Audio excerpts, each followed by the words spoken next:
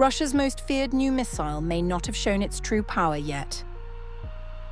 Putin has revealed that recent Oreshnik launches were not full combat strikes, but tests designed to measure every impact down to the millimetre.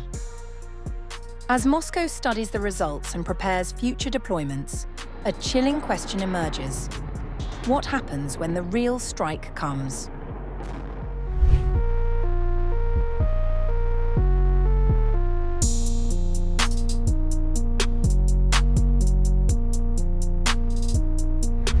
Russian President Vladimir Putin has disclosed that Moscow used recent launches of its Oreshnik medium-range ballistic missile to study strike results and refine plans for future deployments, including potential use against targets in urban areas. Speaking on June 4th during a question-and-answer session with international news agencies on the sidelines of the St. Petersburg International Economic Forum,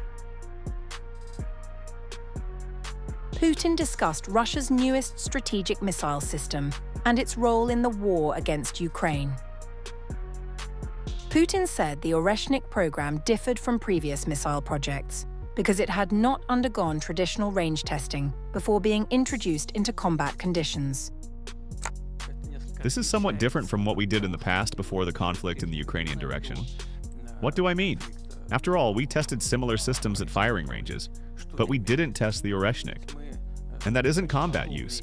In fact, there was not a single combat deployment of the Oreshnik across Ukraine in the full sense of the word. And to be honest, I'll let you in on a major military and state secret. We simply struck where it was convenient to see the results. The Russian president made a notable admission about the purpose behind recent launches. This was not a combat deployment. In fact, there was not a single combat deployment of Oreshnik, in full sense of the word, on the territory of Ukraine. Speaking about the latest case, to be honest, I will reveal a big military and state secret to you. We hit over there where it was convenient to look at the results. This applies to Bila Tserkva, and more than that, it applies to the region of Donetsk People's Republic within the perimeter of the main fortified area. Putin said Russian forces subsequently used drones to examine the strike zone and collect detailed data on the missile's performance. Later, our drones flew into the shed which was hit and simply looked at how the independently targetable units were spread on target. The calculations were made, up to a millimeter, where they hit. It is important for us in order to make decisions in the future about the full-scale deployment of Oreshnik against the assigned targets, including urban areas. Putin said Russia continues to strengthen its air defense network while also expanding the deployment of new weapons systems. Yes, Western sponsors supply a large number of drones of various types, including long-range. Unfortunately, some of them break through, but Russia has an anti-aircraft defense system. Yes, we have to improve it. Yes, we have to strengthen it. And we will do it.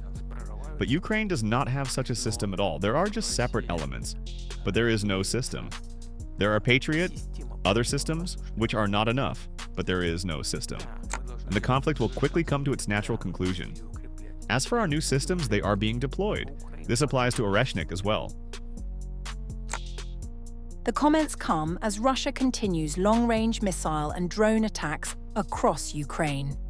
Ukrainian officials say one of the largest aerial assaults of the war occurred earlier this month, with missiles and drones targeting multiple cities, including areas around Kyiv, causing civilian casualties and infrastructure damage. According to Russian statements, the Oreshnik missile has been launched against Ukraine on multiple occasions since late 2024. Russia has deployed the Oreshnik missile against Ukraine 3 times. The first was on November 21, 2024, striking the Yuzhmash defense plant in Dnipro. The second came in early January 2026, hitting a major gas depot in the Lviv region. The third and most recent was on May 24, 2026, targeting Bila Tserkva in Kyiv Oblast. Ukraine is building a ballistic missile that can reach Moscow. Engine testing this month, flight trials next, serial production already being prepared. The designer's shortlist of targets: the Kremlin, Putin's bunker, the Ministry of Defense. Ukraine has spent 3 years absorbing Russian missiles. It is now building the means to send them back.